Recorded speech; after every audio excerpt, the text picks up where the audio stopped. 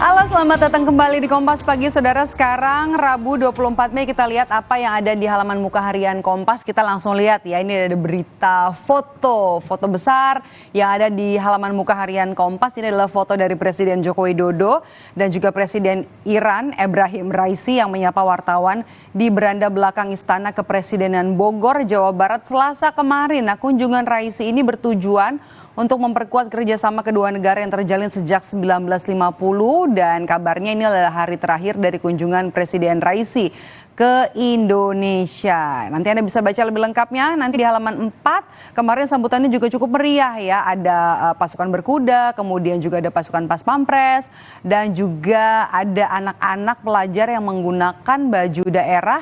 Ini adalah sambutan kepada Presiden Iran Ebrahim Raisi di Istana Kepresidenan Bogor, Jawa Barat pada hari Selasa jam 11 pagi kemarin. Nanti Anda bisa baca lebih lengkap di halaman 4. Nah, ini yang ditunggu-tunggu. Nah, ini judul besarnya adalah persaingan bakal capres dan cawapres kian sengit. Mungkin Anda juga termasuk yang menunggu nih hasil survei dari Litbang Kompas.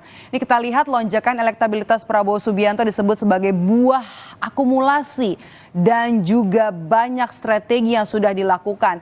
Sementara Ganjar Pranowo dan Anies Baswedan sama-sama optimistis bisa membalikan situasi. Kita lihat langsung angkanya di sini. Nah, saya akan ajak Anda melihat di sini garis atau kurva yang berwarna coklat itu Prabowo Subianto, kemudian yang berwarna kuning Ganjar Pranowo dan yang berwarna abu-abu ini adalah Anies Baswedan. Kita mulai dulu ke yang elektabilitasnya naik 24,5%. Ini Prabowo Subianto di Mei 2023. Kalau kita bisa lihat mundur ke belakang ya, dari Oktober 2019 ini angkanya kita mulai dari 14,7%, kemudian juga sempat turun elektabilitas Prabowo Subianto di Januari 2021, kemudian sempat naik dan yang paling melonjak itu adalah di Januari 2022 dan sebenarnya angka atau raihan elektabilitas atau persentase 24,5% ini naik dibandingkan Januari 2023. Kalau kali ini kan 24,5%, ini naik 6% dibandingkan dengan survei pada Januari lalu 18,1%. Nah, kemudian kita akan lihat untuk Ganjar Pranowo. Nah, di sini nih yang berwarna kuning ya, Ganjar. Oke. Kita akan lihat di sini. Ganjar meraih elektabilitas 22,8%. Kalau kita lihat ini sebenarnya angkanya turun dibandingkan periode Januari 2023. Kalau kita bandingkan antara Mei dan Januari 2023 ini ada penurunan terjadi terhadap elektabilitas Ganjar Pranowo. Tapi kalau misalnya kita bisa lihat apa yang terjadi dari Oktober 2019, ini yang terjadi terhadap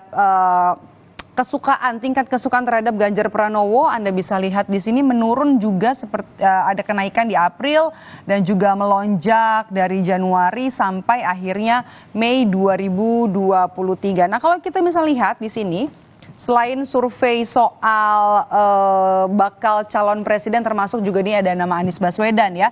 Anies Baswedan ini dan juga Ganjar Pranowo ini sama-sama optimistis bisa membalikan situasi seperti yang ada di hasil Litbang Kompas yang sudah keluar hari ini. Nah, Anda bisa lihat elektabilitas tertinggi ada di Prabowo Subianto, kemudian di posisi kedua ada Ganjar Pranowo dan juga di posisi ketiga ada Anies Baswedan. Nah, kemudian Anda bisa lihat di sini elektabilitas calon presiden di bawah 10%. Kalau yang tadi kan di atas 10% ya, 3 nama Prabowo Subianto, Ganjar Pranowo dan juga Anies Baswedan. Sementara elektabilitas calon presiden yang ada di bawah 10%, Anda bisa lihat di sini beberapa namanya dari Ridwan Kamil, Sandiaga Uno, AHY, kemudian juga Basuki Cahayapurnama, Tri Risma Harini, Andika Perkasa, kemudian juga ada Erick Thohir, Ketua DPR Puan Maharani dan juga Menko Polhukam Mahfud MD. Sementara, nah Anda juga bisa lihat di sini nih, kita punya grafiknya dari hasil